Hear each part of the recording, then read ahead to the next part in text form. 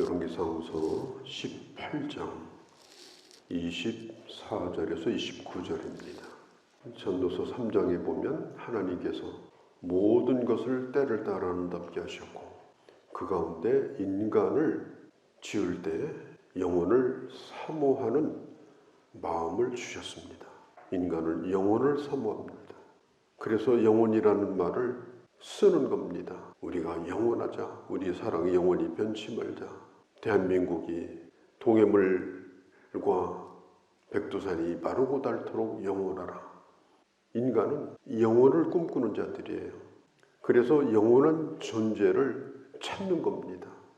그래서 인간은 예배하는 존재가 된 거예요. 그런데 중요한 건 뭐냐? 예배한다는 것보다 더 중요한 것은 누구를 예배하느냐 하는 겁니다. 내가 지금 누구에게 예배하고 있느냐? 예배의 대상이 뭐냐? 그걸 물어봐야 돼요.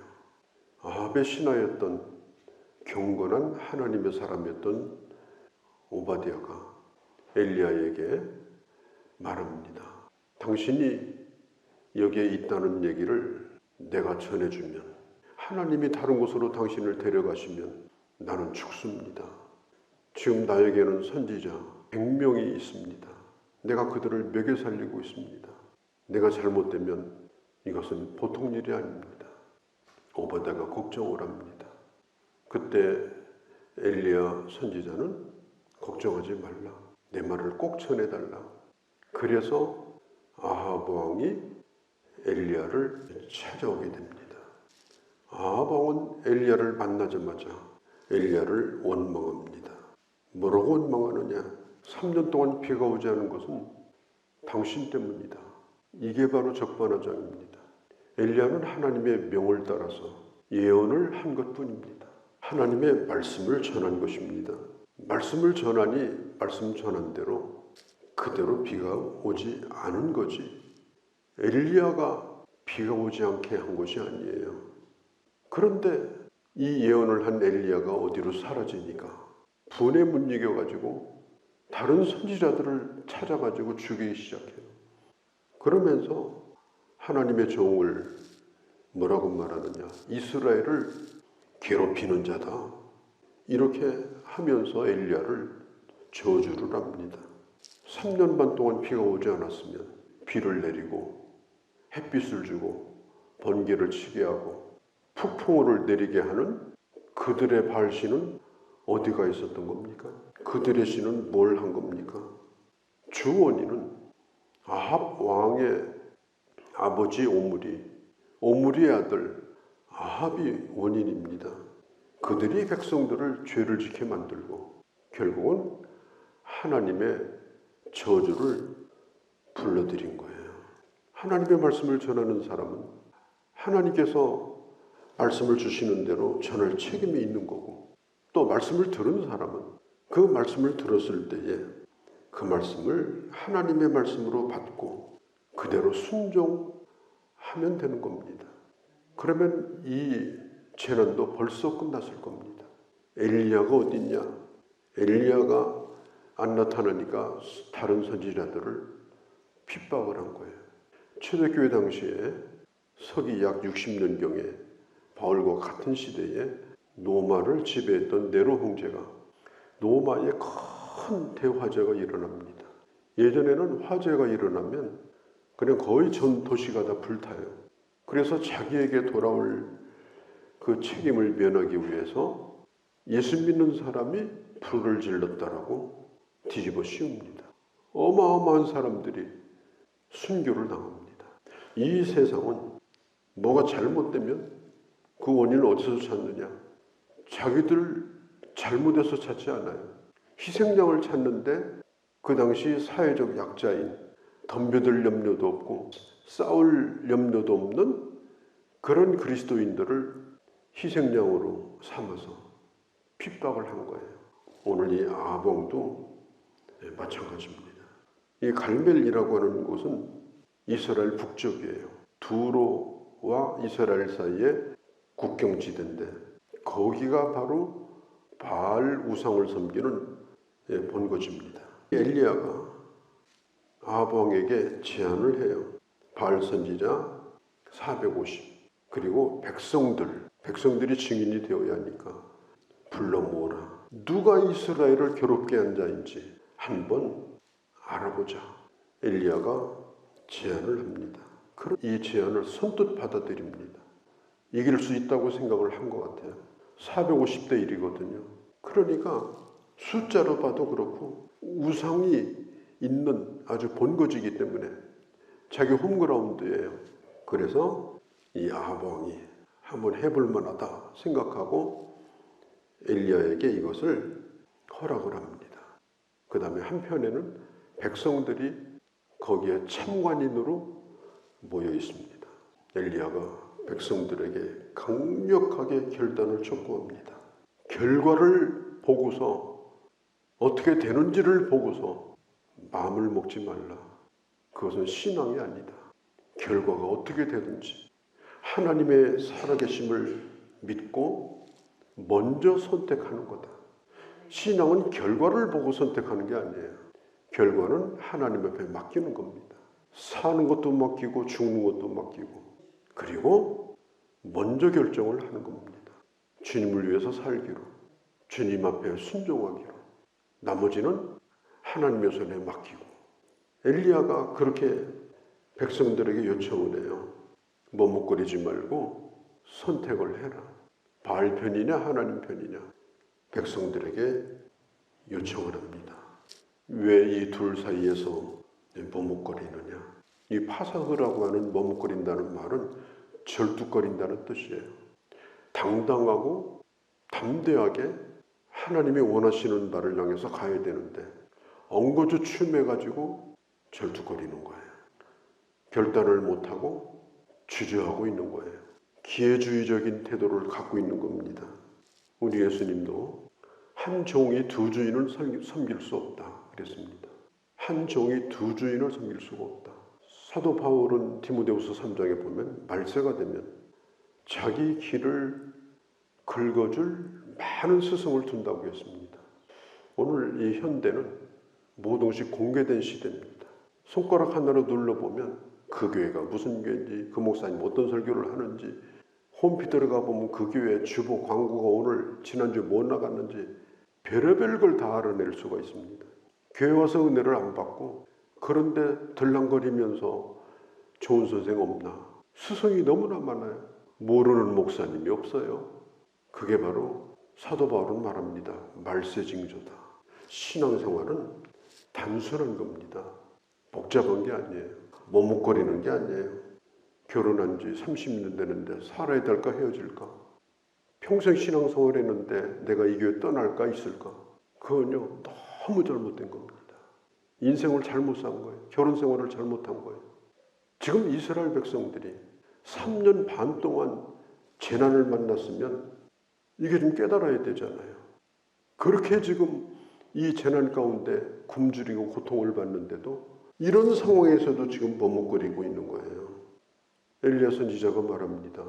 지금 여기까지 왔는데, 지금 여기 결정을 해야 될 때가 됐는데 여기서도 머뭇거릴 거냐? 불이 내리나 내리지 않는가 보고서 결정할 거냐? 엘리야는 여호와 하나님 앞에 기도하기 전에 백성들에게 분명히 태도를 밝혀달라고 요청을 하는 거예요. 바알 선지자들에게 하는 얘기가 아니에요. 뭐 그들을 가르치려고 바알 선지자들을 설득시키려고 엘리야는 생각도 안 했어요. 거기 와 있는 백성들에게 당신들은 지금 거기 있고 나만 홀로 여기 있습니다. 성경에 보면 나만 홀로라고 얘기를 해요.